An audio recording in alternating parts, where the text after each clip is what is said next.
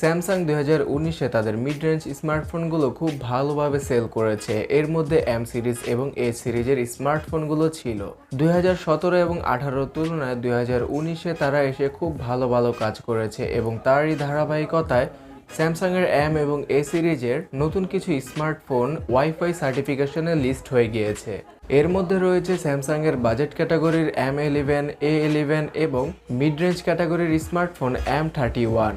So hey guys, Shanto here. এই তিনটি smartphone সম্পর্কে কি নতুন তথ্য পাওয়া গিয়েছে সেটাই জানাচ্ছি আজকের ভিডিওতে। ওয়াইফাই সার্টিফিকেশনে এই ফোনগুলোর মধ্যে M11 এবং A11 এই দুটি ফোনের ওয়াইফাই স্পেসিফিকেশনগুলো আমরা খেয়াল করলে দেখতে পারবো এখানে সিঙ্গেল ব্র্যান্ডের ওয়াইফাই ইউজ করা হয়েছে, অর্থাৎ 2.4 গিগাহার্জের যে ওয়াইফাইগুলো রয়েছে সেগুলি সাপোর্ট করবে এই স্মার্টফোনগুলো। অ্যাজ ওয়েল অ্যাজ আমরা স্যামসাংয়ের বাজেট স্মার্টফোনগুলো থেকে এই জিনিসগুলো আগেও দেখে এসেছি। তার সাথে M31 স্মার্টফোনে থাকবে ডুয়াল ব্র্যান্ডের ওয়াইফাই সাপোর্ট, অর্থাৎ 2.4 গিগাহার্জ এবং 5 গিগাহার্জের ওয়াইফাই সাপোর্ট করবে এই ফোনটিতে। তাছাড়া প্রসেসরের কথা বলতে গেলে M31 স্মার্টফোনে থাকতে পারে বরাবরের মতো এক্সিনোসের 9611 প্রসেসরটি, যেটা কিনা এর আগে আমরা M30s এবং A50s এ দেখে এসেছি।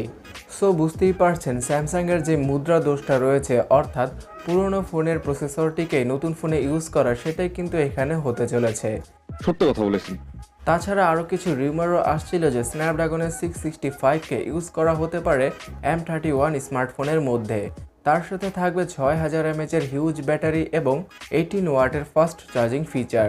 তবে এখানে স্যামসাং ডিসপ্লের মধ্যে কিছুটা পরিবর্তন আনতে পারে, অর্থাৎ M30s ছিল নচযুক্ত ডিসপ্লে, কিন্তু এখানে আমরা পেতে পারি একটি 5 হোলের কাটআউট ডিসপ্লের মধ্যে। কিন্তু এখানে এবার দেখতেই হবে যে এই 5 হোলের কাটআউটের সাথে ফোন লঞ্চ করতে গিয়ে স্যামসাং আবার IPS অথবা TFT প্যানেলের ডিসপ্লে না আবার আমাদেরকে ধরিয়ে দেয়, সেটা কিন্তু খুবই বাজে হবে M31 এর জন্য।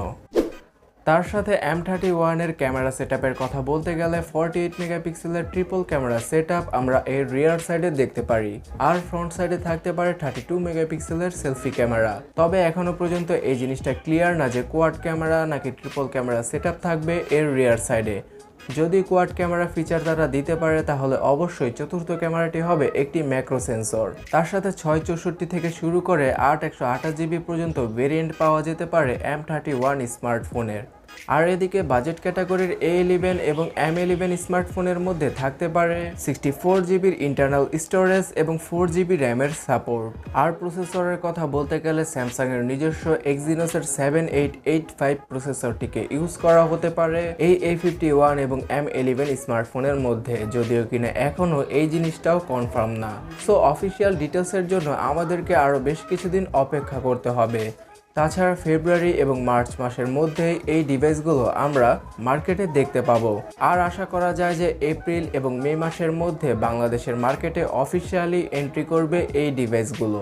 তো এবার দেখারই পালা 2019-এর মতো 2020-এও স্যামসাং সাকসেস হতে পারে কিনা মিড রেঞ্জ সেগমেন্টে। কারণ যারা কিনা স্যামসাংয়ের ফোন পছন্দ করেন তারা শুধুমাত্র স্যামসাংয়ের ফোন ইউজ করতেই ভালোবাসেন। সো গাইস, এই সম্পর্কে আপনার মতামত নিচে কমেন্ট সেকশনে লিখে ফেলুন। আর এই ভিডিও ভালো লাগলে লাইক এবং এই চ্যানেলটিকে সাবস্ক্রাইব করে রাখুন যদি আপনি না করে থাকেন। তো দেখা হচ্ছে পরবর্তী ভিডিওতে। টাটা।